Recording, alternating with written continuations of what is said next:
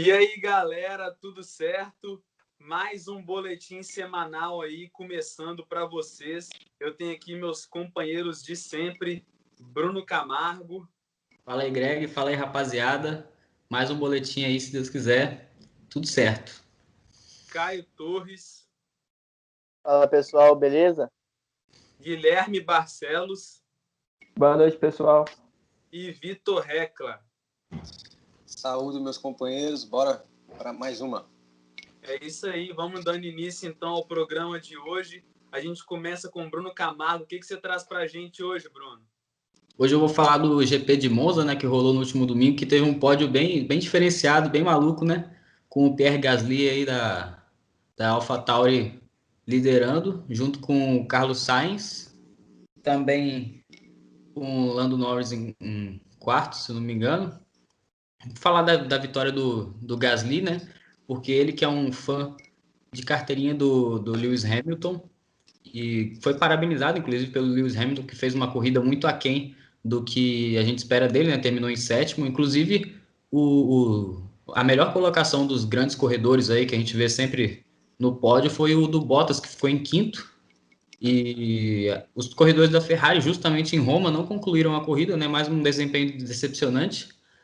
O Gasly, ele que foi o primeiro corredor francês desde 1996 a ganhar uma corrida. Então é bem interessante aí, né? Mais corredores jovens de equipes que a gente não costuma ver na frente, vencendo corridas aí, é um corredor a se observar.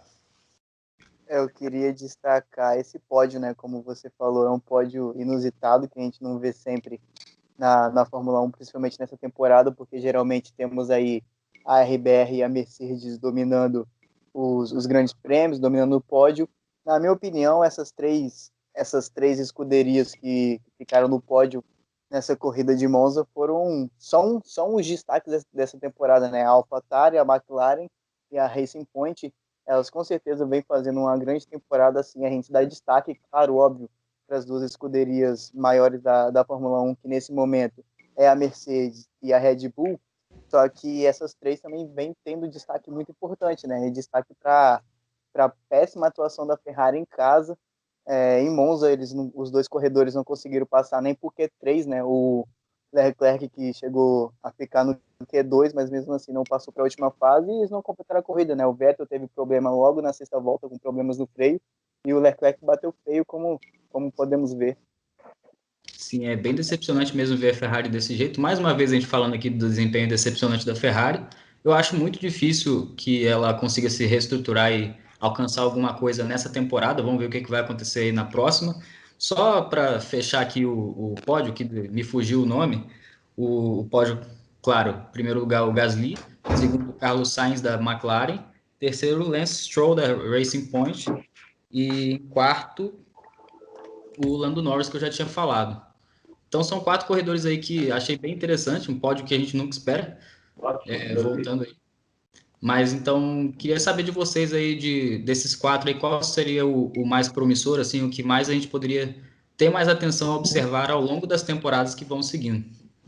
Então, aproveitando aí isso aí que você falou, eu gosto muito do Lando Norris, esse piloto inglês aí da nova geração inglesa, né?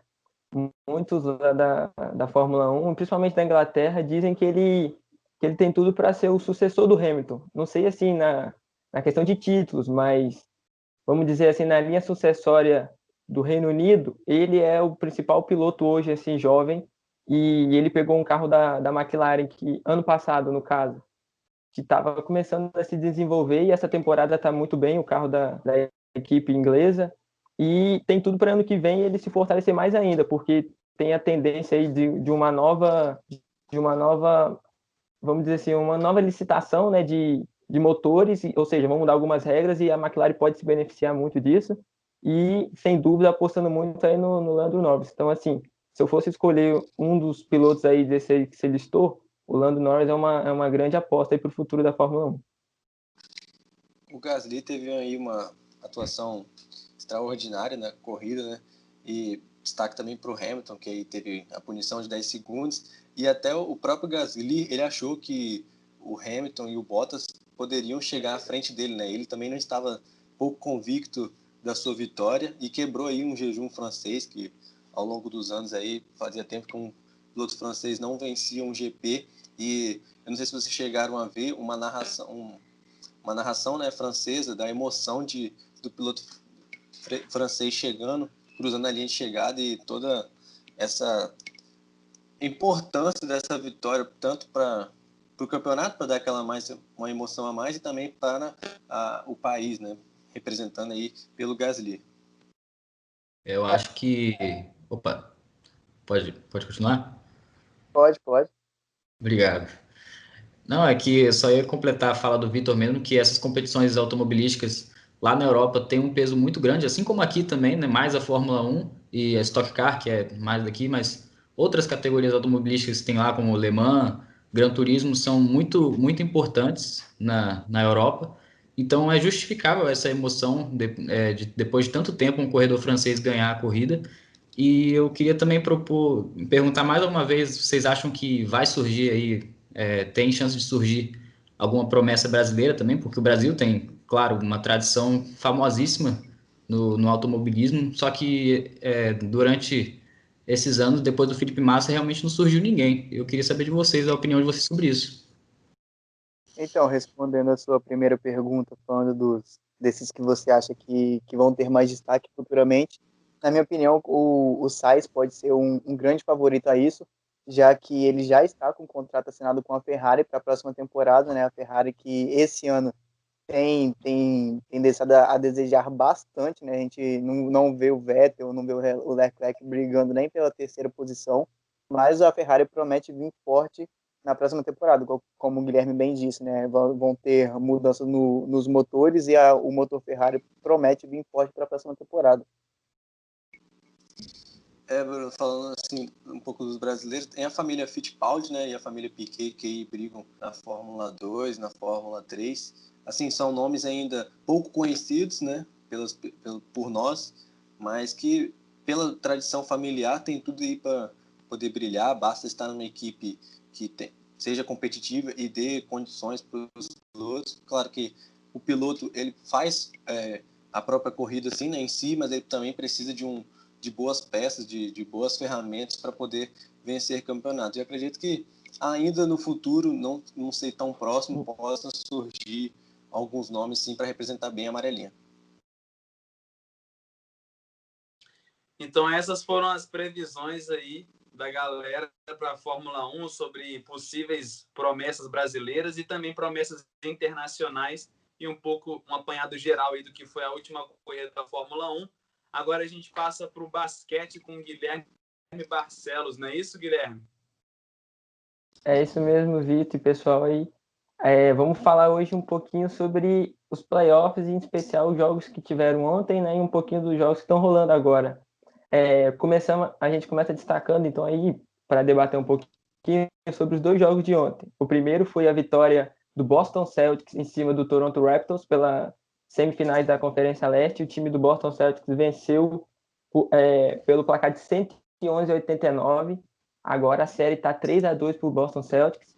E do outro lado, a gente teve o outro jogo da noite, né? Foi pela Conferência Oeste. A gente teve a partida entre Denver Nuggets e Los Angeles Clippers, e os Clippers venceram muito bem. O placar foi 113-107.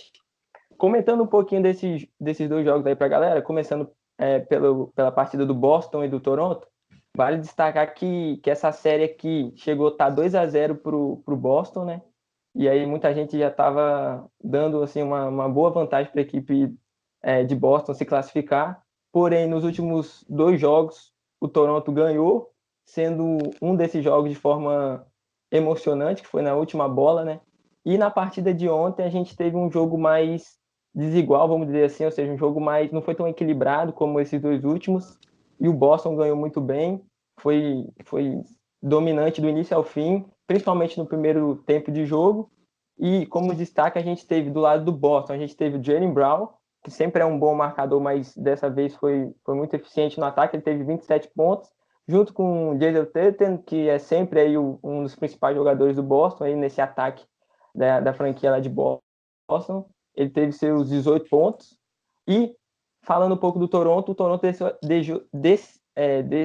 o Toronto ficou um pouco atrás, né? Ele não teve uma consistência tão grande, principalmente por causa do Kyle Lowry. O Kyle Lowry não foi decisivo e deixou a responsabilidade muito na conta do resto do time, né? Principalmente do outro armador, que é o Fred VanVleet, que até foi bem na partida, porém não foi suficiente, né? Porque ele não teve o apoio do Kyle Lowry. Então, essa série, resumindo, é uma série que está aberta, porém, com essa vitória do Boston, ela volta a ficar um pouco encaminhada para a classificação do Celtics, né?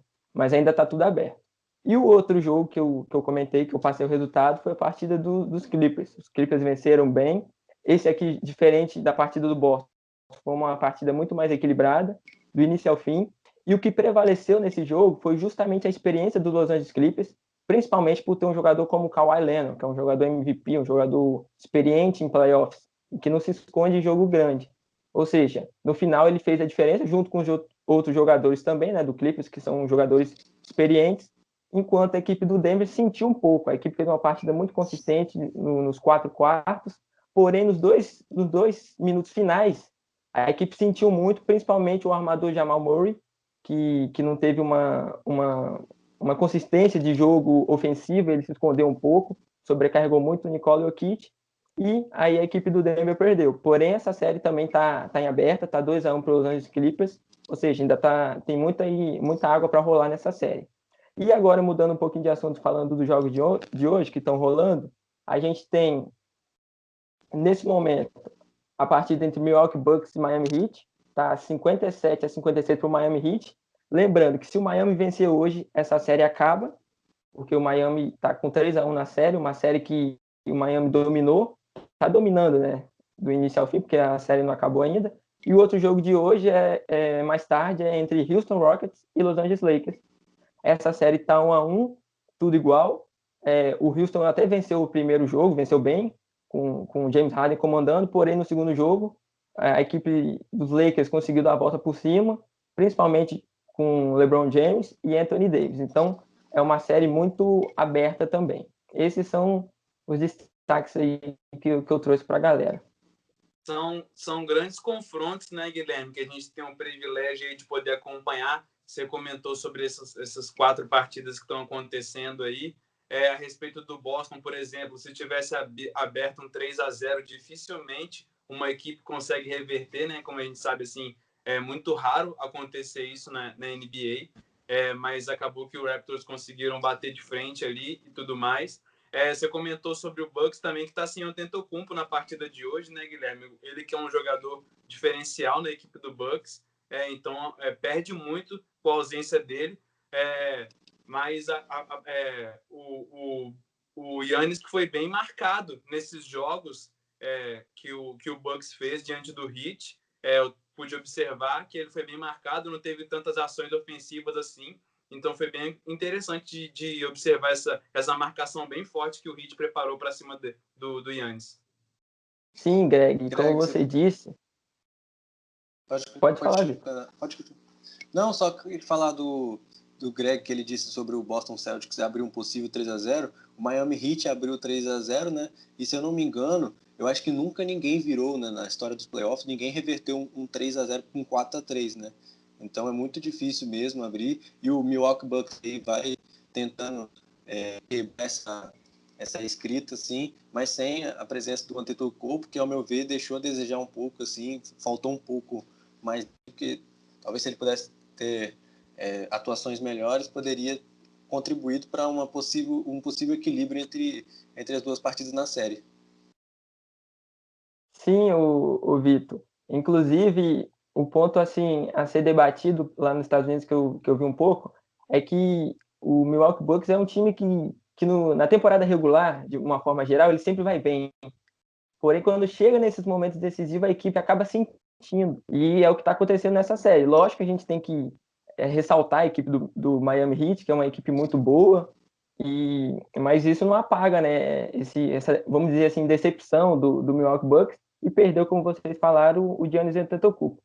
Inclusive, saiu uma notícia agora há pouco, agora por volta dessa noite, agora há pouco, que elegeu os principais jogadores de defesa, né, da NBA, e o Giannis Antetokounmpo foi eleito justamente o principal defensor da liga. Ou seja, a gente vê a importância dele e como ele está fazendo falta nesse jogo que está rolando agora aí para o Milwaukee Bucks. E emendando já, eu queria fazer uma pergunta para vocês. O que vocês acham dessa série aí entre Los Angeles Lakers e Houston Rockets, tendo em conta que a gente vai ter o jogo agora em pouco?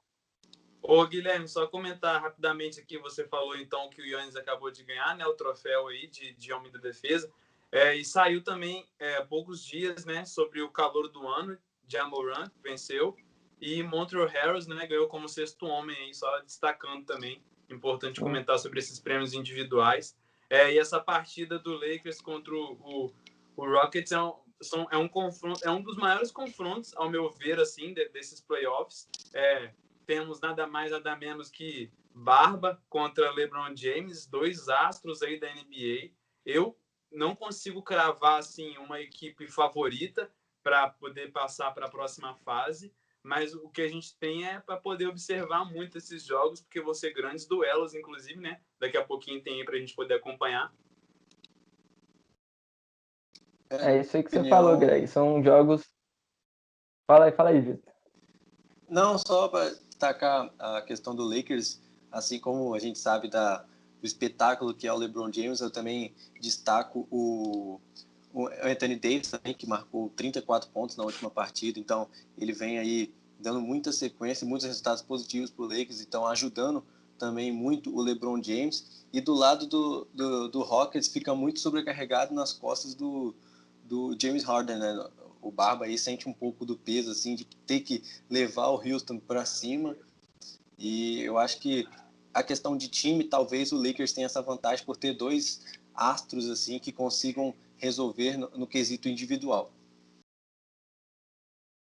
É isso mesmo, igual vocês falaram, é uma série muito equilibrada, e é o que você falou aí agora há pouco, né? A equipe do Houston Rockets, o desafio é jogar mais coletivo, né? Tirar o peso das costas do James Harden e colocar no quinteto do Houston, que é um quinteto forte.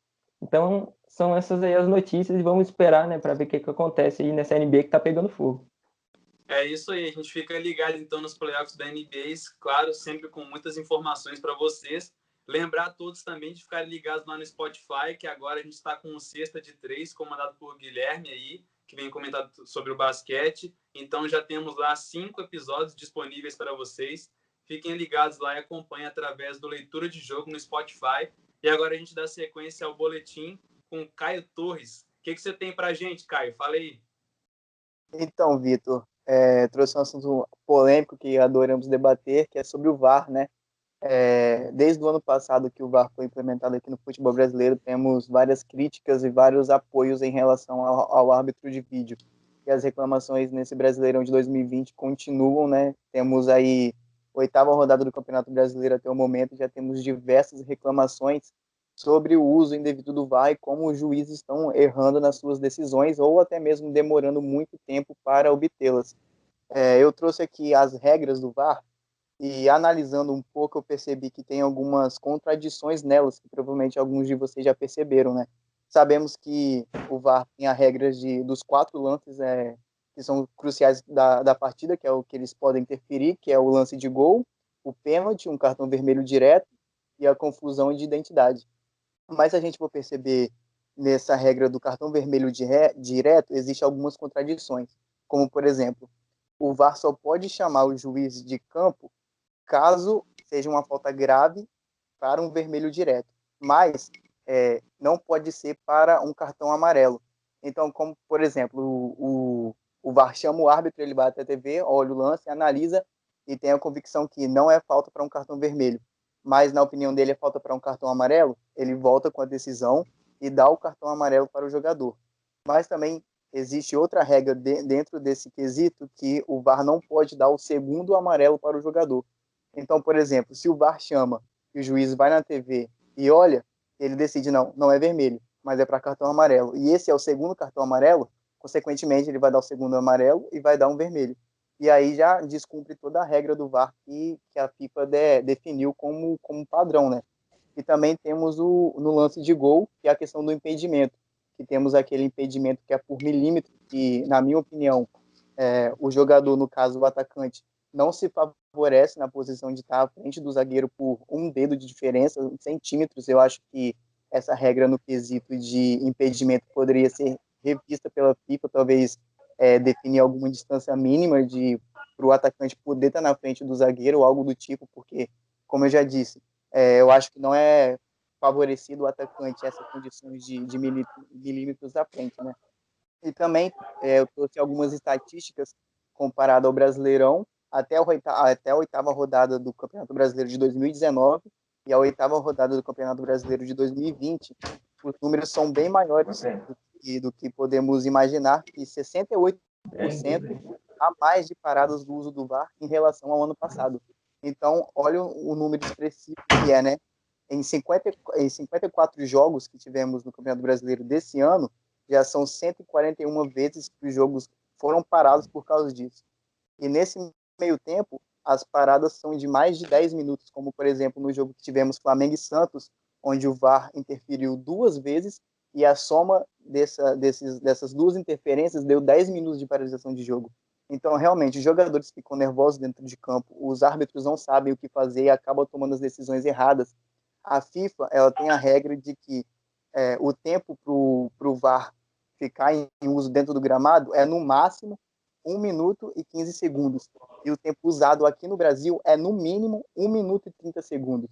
Então vemos aí uma diferença gritante em relação a isso. Talvez a FIFA poderia rever nas decisões do VAR. Na minha opinião, poderia ser algo parecido como é feito no vôlei, que apenas o técnico pede a análise do vídeo para ser revista, e caso ele acerte, ele continua com as quantidades de revisão que ele tem, e caso ele erre, ele perde uma chance de pedir revisão.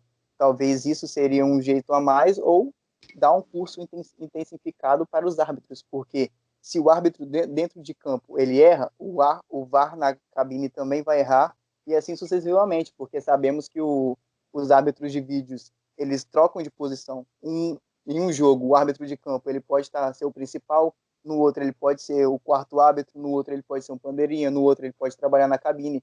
Então, se esse cara ele erra no campo, consequentemente ele vai acabar errando na cabine, vai acabar errando como bandeirinha e assim, etc. Talvez a FIFA poderia ver novos meios para isso. E eu queria saber a opinião de vocês em relação ao VAR. Então, Caio, você falou aí sobre a regra, né? A gente pode perceber que tem diversas contradições aí. E a respeito do VAR, aqui no Brasil é o que eu acho que é o problema, sabe? Porque de todos os campeonatos que eu acompanho, pelo menos na minha opinião, o VAR no Brasil é o que gera mais problema e polêmica. A gente pode acompanhar, por exemplo, uma Premier League. Logicamente que a Premier League parece que é o campeonato perfeito, né? O VAR é muito rápido, parece que nem tem VAR. O juiz acaba que, por vezes, nem para o jogo. É tão rápido que parece que o jogo nem para. É impressionante ver a qualidade, mas eu acho que isso vai muito por conta do treinamento que os árbitros têm. Eu acho que aqui no Brasil é muito complicado isso, porque eu não acho que os árbitros brasileiros têm o treinamento necessário para poder fazer uso dessa tecnologia. Inclusive, nós fizemos uma publicação, né, no Leitura de Jogo, lá na página do Instagram, @leitura de jogo com 2 Os no final, fazendo uma pergunta, né, para a galera, se o VAR atrapalha ou não o desenvolvimento do jogo e tudo mais, e é o que a gente justamente está discutindo aqui. Acompanhem lá também, então fiquem ligados à publicação. Mas eu acho que o problema está mais aqui no Brasil, sabe? Eu não acho que o VAR seja um problema mundial, mas sim aqui no Brasil mesmo.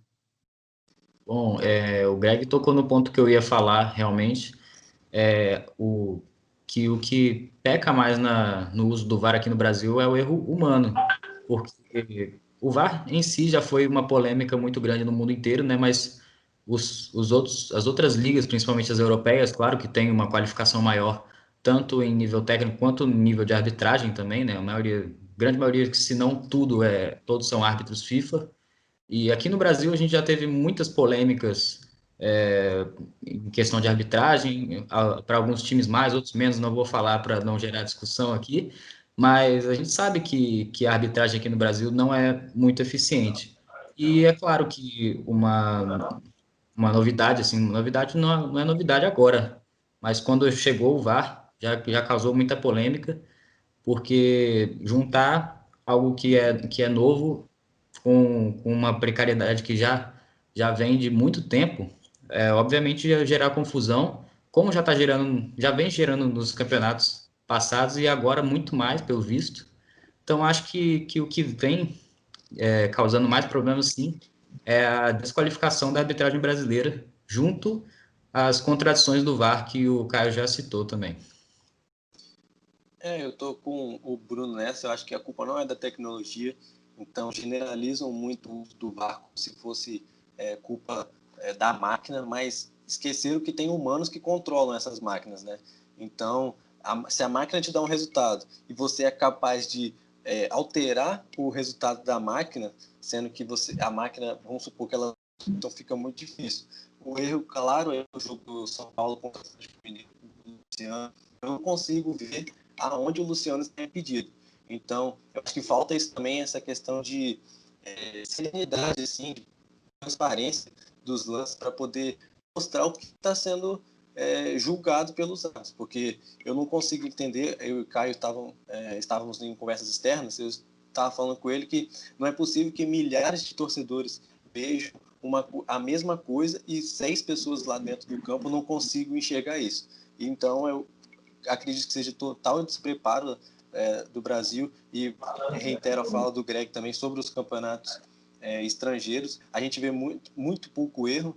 Então, na Premier League teve um erro recente, se eu não me engano, no jogo do Brighton, salvo engano, que teve uma bola que ultrapassou a linha, né, e eles acabaram não validando. Mas é isso, total despreparo humano dos árbitros brasileiros, que tem muito a melhorar mesmo, porque tá complicado nessas primeiras rodadas aí. Muitos times prejudicados que estão tem que melhorar, porque o VAR veio para ser benéfico, para ser justo, mas infelizmente isso não está acontecendo. Eu só queria também aproveitar para comentar um pouquinho, que é o que o Vitor pouco falou aí. O VAR, o problema não é o VAR, não é a ferramenta. Eu acho a ferramenta muito boa. A ferramenta, para mim, a discussão não é a ferramenta. Quando se discute o lance polêmico, por exemplo, o lance de impedimento ajustado, na minha opinião, o VAR não tem o que falar. Para mim é exato. Se está ali, é um programa, não tem como aquilo ter erro. Você pode questionar pelo ângulo que você está vendo a imagem, mas se você quer questionar o VAR, a exatidão, eu não concordo muito. O ponto que eu acho aqui no Brasil é justamente isso que todo mundo, que vocês já falaram, a questão do juízes, dos árbitros, são despreparados, infelizmente. E eu, assim, na minha visão, eu acho que essa pandemia poderia ter ajudado eles, né? Sei lá, para ter um tempo mais de preparo, estudar um pouco mais, se ambientar mais. Porém, não é isso que a gente está vendo aí no Campeonato Brasileiro, né? Até porque... Opa, Pode falar, pode terminar. Obrigado. Até porque, Guilherme, pessoal, eu queria saber se vocês estão de acordo comigo. O VAR, ele veio para resolver problemas pontuais, assim, lances que a arbitragem humana realmente não vê, como as bolas que ficam 1 centímetro depois da linha do gol, esses lances, assim, ultra polêmicos que já deram problema antes, mas que são quase impossíveis de você ver a olho humano. Então, os problemas que têm sido apresentados hoje em dia no Campeonato Brasileiro são erros de arbitragem que já foram apresentados antes. Então não dá para a gente jogar a culpa toda no VAR, é realmente um caso de rever aí a preparação da arbitragem do nosso país. O pior É complicado essa situação, porque a gente poderia estar falando sobre os benefícios que o VAR trouxe para o Brasil, a melhoria da qualidade do futebol mais bem jogado, que a gente sabe que o futebol brasileiro é um dos que tem a quantidade de bola rolando a mínima, né, comparado aos outros campeonatos externos. Então essa paralisação vai se aumentando, o campeonato vai ficando, os jogos vão ficando ruins de assistir, eu vou colocar, porque é muita para toda hora, então fica difícil de você dar rotatividade, dar sequência aos trabalhos. Então é realmente problemático a gente ter que falar sobre isso no boletim ao invés de estar falando sobre bola rolando. E cada rodada a gente percebe, né, no Campeonato Brasileiro, que é um erro diferente. Toda rodada a gente vai comentar, não, porque acaba virando assunto rotineiro aqui do boletim. Mas toda rodada vocês podem observar que vai ter um errinho do VAR. e aí os árbitros já chegam para as partidas pressionados. Então, e isso não é de hoje, detalhe que não é de hoje, já vem de campeonatos anteriores. Então, por que eles não poderiam parar, analisar, estudar melhor isso? O Guilherme falou sobre o período de pandemia. Então, assim, os árbitros já chegam ainda mais pressionados a cada partida. Por que não parar e estudar melhor a ferramenta? Porque está aí justamente para ajudar. Ela não veio para desfavorecer time A ou B. Ela veio para ajudar todos. Então, assim, a conclusão é essa. O despreparo é aqui no Brasil, porque a gente vê que fora não é bem assim, né? A gente podemos perceber que não é só no Brasil, porque temos competições como a Libertadores e a Sul-Americana, que são competições assim, internacionais, tudo bem que é na América, América Central, América do Sul, do Norte, enfim, mas abrange a América toda, né? E vemos erros na Libertadores, vemos erros na Sul-Americana, enfim, talvez seja esse quadro de árbitros que temos aqui na América que não seja qualificado da maneira certa. Só fazendo um adendo, a FIFA recentemente reforçou uma regra que já é existente, que é proibido divulgar os áudios do árbitro de campo com o árbitro de vídeo. A Federação dos Estados Unidos e da Austrália estavam divulgando essas conversas para ter um esclarecimento, para mostrar para o público, para emissoras, para ter um controle assim, para o público saber o que realmente conversa, como que a decisão foi tomada, e a FIFA reforçou que isso não pode acontecer, que será proibido, que a federação que fizer isso poderá ser punida de algum modo. Ao meu ver, essa é uma decisão errada, porque caso a gente tivesse a oportunidade de escutar esses áudios, saberíamos por que eles erraram, qual foi o ponto que eles erraram, qual foi o ponto que é a principal dúvida, como o Vitor falou, deu o exemplo do jogo do São Paulo, que o Luciano não estava impedido. Talvez se a gente escutasse a conversa entre o árbitro de vídeo e o árbitro de campo, poderíamos ter a noção, não, ele estava impedido por causa disso, e foi por isso que eu tomei essa decisão. Não, ele realmente não estava impedido, mas foi nesse ponto que eu errei. E assim nós, jornalistas, como torcedores, poderíamos analisar e quem sabe até conseguir ajudar o juiz, porque a gente não quer só vir aqui, como vocês bem disseram, a gente não quer vir aqui só criticar, a gente quer vir aqui falar de coisa boa, falar, nossa, esse jogo foi perfeito, a arbitragem tanto do VAR, tanto do árbitro de campo, o jogo correu perfeitamente, teve lances polêmicos, mas sim, foram resolvidos perfeitamente pelo VAR. A gente quer isso, a gente quer amante do futebol, a gente quer ver um jogo cada vez mais justo e cada vez mais para frente. É justamente isso, Caio. Um jogo mais justo e mais fluido também, né? Para que a gente possa acompanhar e ter gosto, ainda mais gosto de acompanhar os jogos, não só aqui no Brasil, né? Mas como o Caio citou bem, Libertadores, Sul-Americana e por aí vai. Agora a gente vai dando sequência, então, ao boletim. Vai chamar agora Vitor Recla, que vai falar para a gente sobre os clubes capixabas, não é isso, Vitor? Exato, Greg. Vou falar sobre o Real Noroeste, que estreou na Série D do Campeonato Brasileiro. Aí o time capixaba venceu o Aquidauanense, é um nome difícil assim, de pronunciar. É o clube do Mato Grosso do Sul, venceu por 3-1 lá jogando em Águia Branca, né, no seu estádio. Detalhe que para a vitória do Real Noroeste contou com 2 gols contras, né, da equipe sul-mato-grossense, então facilitou um pouco o caminho, e o atacante Peixoto fechou aí o placar. Detalhe que também foi de virada, o Capixaba venceu a partida, saiu perdendo no primeiro tempo, e agora joga o segundo jogo, né, o jogo de volta, lá em Aquidauana, no Mato Grosso do Sul, no próximo domingo, e pode até perder por um gol de diferença, que entra na fase de grupos. Vale ressaltar que o vencedor desse confronto entra no grupo do Vitória, né, outro capixaba, e o técnico Duzinho, né, Duzinho Reis, ele disse que a ansiedade um pouco dos jogadores e a falta de ritmo prejudicou um pouco a equipe para, quem sabe, ter conseguido um resultado melhor e que poderia até mesmo garantir, né, a classificação aí, quem sabe, com placar elástico. E eu queria saber de vocês, através dessa fala, saber se a falta de ritmo, esse quase 6 meses de parada, o que eles contribuíram para essa vitória um pouco apertada, sendo que nada está resolvido, apesar de 3-1, a gente não tem o gol qualificado, né? Então, o jogo está em aberto aí, e essa falta de ritmo que a gente já viu nos grandes clubes, né, que a gente sabe que a preparação é melhor, e falando um pouco do futebol capixaba, a gente sabe da realidade. O que vocês acham dessa fala do Duzinho para a sequência do Real Noroeste aí na competição? Então, Justamente. Opa, pode falar, Caio. obrigado.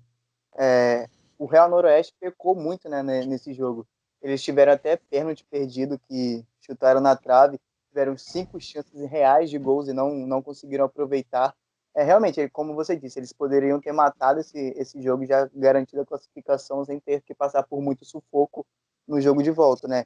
O Real Noroeste foi o único time no mundo que não parou por causa da pandemia, né? Ficou treinando esse tempo todo que o mundo estava de quarentena, o Real Noroeste continuou treinando.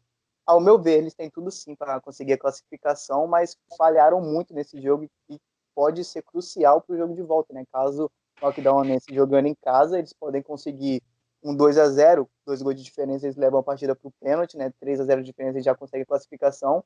Ao meu ver, se o Real Noroeste, no meu ver, não vai acontecer, mas caso eles percam a classificação, foi muito pelos erros de finalização nesse jogo aqui no Espírito Santo. E caso eles não acertem a pontaria para o próximo jogo, a situação pode ficar bem complicada. Eu ia tocar justamente nesse ponto que o Vitor falou, né, da diferença dos clubes capixabas, a realidade, o preparo aqui. A gente sabe que a qualidade dos CTs das grandes equipes aqui brasileiras são fora do normal, assim, se comparado a um clube capixaba, né? Então, logicamente, isso influencia bastante o processo de volta do ritmo dos atletas, né? Então, com certeza, isso faz muita diferença para os atletas capixabas. Caio comentou bem aí sobre as chances perdidas do Real Noroeste, o que pode fazer muita falta, mas a gente sabe que essa volta, essa retomada do futebol, principalmente aqui no futebol capixaba, é mais complicada por conta disso, por conta de que não são todas as equipes que têm um CT de qualidade. A gente sabe que o Vitória já tem um CT de maior qualidade, alguns outros clubes aqui que têm um poder financeiro um pouco mais elevado têm um CT melhor, mas não são todos, né? Então essa não é a realidade do futebol capixaba, o que desfavorece, infelizmente, os clubes aqui nas competições, como a Série D, né? Muito importante para os clubes do nosso estado. Pois é, eu acho que manter uma sequência de treinos durante a pandemia ainda assim afetou, né, o Real Noroeste, porque, como a galera diz, treino é treino, jogo é jogo. É muito diferente você manter uma sequência de treino do que você ter a sequência de jogo nas competições. O ritmo realmente é diferente. Então, acho que o cansaço realmente afeta não só o Real Noroeste, mas todos os clubes. No mais, o resultado é bom, é uma vantagem, não diria tranquila, mas a caminho de ser. E, como o Caio falou, se o Real Noroeste conseguir acertar essa pontaria, eles conseguem passar tranquilamente do Aquidauanense. E só para fechar isso aí, um pouquinho do Bruno falou também, a expectativa para o jogo de volta, né? Que como eles não conseguiram colocar toda essa ofensividade em forma de gols, desperdiçando alguma chance, como o Caio disse, fica a expectativa do jogo de volta, porque se o Real Noroeste conseguir pelo menos guardar aí 1 ou 2 gols, já se coloca muito bem para essa classificação aí, né? O que a gente torce mesmo é para a classificação do Real Noroeste, né, para que eles possam se encontrar com Vitória, para que tenham confrontos capixabas também na Série D, para que seja tudo muito interessante. E, logicamente, a gente torce muito também para que, juntamente com o Vitória, o Real Noroeste possa classificar aí para as próximas fases. Esperamos também bons jogos do Vitória aí, né, nessa Série D. Torcemos muito aí para uma vaguinha de um clube capixaba, quem sabe na Série C aí, que é o tão sonhado, é o sonho, né, do torcedor capixaba. Independente da equipe, a gente quer um time lá na Série C. Agora a gente vai dando... Greg, Opa, pode só falar. Não estava na pauta, mas eu trouxe aqui, na semana passada eu falei sobre as rescisões contratuais dos jogadores do Vitória, né, mas que na mesma semana tiveram seus contratos renovados, foram o atleta Carlos Vitor e o Edinho, né, que são 2 jogadores importantes aí para o clube. Foi divulgado hoje uma lista com os jogadores do Vitória para a Série D e os 2 nomes constavam nessa lista. E queria também falar sobre o Rodrigo César, o volante, né, que até então jogou o Campeonato Capixaba e a Copa do Brasil, agora é auxiliar técnico aí do Rodrigo Fonseca, então saiu aí da posição e agora a gente tem um ex-jogador comandando aí a equipe técnica, né? Então, assim, às vezes no campo a cabeça, segundo o Gustavo Villani, a cabeça pensa e o corpo não responde, né? Então agora vai ter uma cabeça pensante, alguém que estava dentro do campo, conseguia ver tudo e não poderia dar aquela informação completa. Agora por fora vai ter vários ângulos e pode ajudar muito a equipe do Vitória nesse Campeonato Brasileiro. É isso aí, então. Mais informações aí do futebol capixaba, o Vitor trazendo para a gente. E agora a gente finaliza o nosso boletim com as informações do voleibol. Como de costume, o Brasil agora conheceu seus adversários para a próxima edição da Liga das Nações, tanto masculino quanto feminino, logicamente. E, infelizmente, né, por conta da pandemia, como já é sabido por todos aí, a edição 2020 acabou não acontecendo. A FIVB, que é a Federação Internacional de Voleibol, anunciou a tabela, divulgou ela na quarta-feira, dia 2, e aí é para o ano de 2021. Detalhe que teremos passagens por Brasília, Campo Grande e Cuiabá.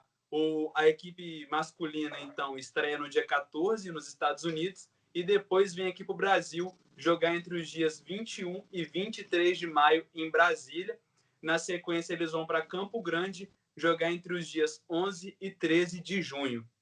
Já a seleção feminina vai estrear em Cuiabá entre os dias 11 e 13 de maio e, na sequência, vai para Brasília, quando entra em quadra entre os dias 18 e 20 de maio. Para quem não conhece a Liga das Nações, ela funciona da seguinte forma: as seleções se enfrentam, né, nos seus respectivos grupos e as 5 mais bem classificadas passam à fase final, juntamente com os países sedes. A final do feminino será entre os dias 23 e 27 de junho, vai acontecer na China, e a etapa decisiva do masculino vai acontecer na Itália, nesse mesmo período, então, de 23 e 27 de junho. Eu trouxe a tabela completa aqui para vocês ficarem ligados. Depois eu vou resumir tudo melhor para todo mundo aí que acompanha as redes sociais do Leitura de Jogo no Instagram, para ficar mais compreensível para todos. A gente falando aqui, né, às vezes pode acabar não pegando muito bem a informação, mas eu vou passar a tabelinha completa para vocês também lá no Instagram. Mas está assim, ó. A primeira semana do masculino acontece do dia 14 ao dia 16 de maio. Essa vai ser a primeira semana, então, lá nos Estados Unidos. Aí o grupo do Brasil vai ser Brasil, Estados Unidos, Argentina e Canadá. A segunda semana, do dia 21 a 23 de maio. Essa, como eu comentei, já acontece no Brasil, em Brasília. Temos, então, junto com o Brasil, Sérvia, Japão e França. A semana 3 acontece do dia 28 ao dia 30 de maio, lá na Polônia. Então, Brasil, Polônia, China e Bulgária. A semana 4 acontece do dia 4 a 6 de junho, lá no Irã, em Teherã. Temos Brasil, Irã, Austrália e Eslováquia. E fechando, então, a semana 5 da seleção masculina, acontece do dia 11 a 13 de junho, finalizando, então, em Campo Grande, em solo brasileiro. Temos Itália, Alemanha e Rússia. O feminino também são 5 semanas, são muitas datas, então, para todos ficarem ligados, para poder acompanhar a seleção brasileira. A primeira semana do feminino, como eu comentei também, começa aqui no Brasil, Cuiabá, Mato Grosso, Brasil, Estados Unidos, República Dominicana e Canadá. Na sequência, semana 2, do dia 18 ao dia 20 de maio, lá em Brasília, no Distrito Federal, Brasil, Itália, Japão e Rússia. Esse é um grande grupo aí com grandes seleções, né? As seleções da Japão, Rússia e Itália são grandes seleções do feminino. Semana 3, 25 a 27 de maio, acontece na China. Então temos Brasil, China, Sérvia e Bélgica. A semana 4 acontece do dia 1º ao dia 3 de junho, lá na Polônia. Brasil, então, Polônia, Alemanha e Tailândia. E fechando, a semana 5, do dia 8 ao dia 10 de junho, acontece na Coreia do Sul. Brasil, Coreia do Sul, Holanda e Turquia. São muitos confrontos, então, para a gente poder ficar ligado. É isso aí. Das nações. Opa, por falar aqui. a Liga das Nações, para mim, é um dos principais campeonatos, assim, porque oportuniza a seleção brasileira enfrentar todas as seleções, coisa que geralmente não acontece na Copa do Mundo e nas Olimpíadas, né? É um chaveamento menor. E os comandados do Dalzotto aí vão ter um pouco de dificuldades, né? Que é uma seleção em reformulação, né? Então, vão pegar a Rússia aí, que é a atual campeã, além da Sérvia também, que é campeã mundial, ou seja, perdão, a Polônia, né, que é a campeã mundial, além da Sérvia também, que são boas equipes. E no feminino aí o Brasil enfrenta boas equipes também, como a China, né, que é campeã olímpica, a Sérvia, né, que sim, agora sim, campeã da Liga das Nações do ano anterior e também campeã mundial. Então, é bastante dificuldade para as meninas do vôlei, mas o Zé Roberto Guimarães sabe aí comandar muito bem as meninas, provou disso, já é campeão olímpico e tudo mais. Então, só esperar aí boas atuações, porque a gente sabe que o vôlei brasileiro é muito forte e sempre chega bem nessas competições internacionais. O feminino, que inclusive foi bem, relativamente bem, né? Lógico que a gente sabe que o torcedor brasileiro sempre espera o título, ainda mais com os grandes nomes que temos aqui no Brasil, mas o Zé Roberto conseguiu fazer uma boa competição ano passado com a seleção feminina, o que foi diferente para o masculino, né? Não foi tão bem assim, não chegou nas grandes finais ali, mais uma vez, mas a gente espera muito dessa seleção masculina também, como o Vitor falou, está em processo de reconstrução aí, temos grandes atletas chegando da base das equipes brasileiras aí. Então é isso. Greg, Pode falar, Guilherme. rapidinho, não, só para perguntar aí para você, se você vê a China como a grande favorita por a Liga das Nações Femininas, por ser a atual campeã olímpica e pela fase final ser lá no país. Então,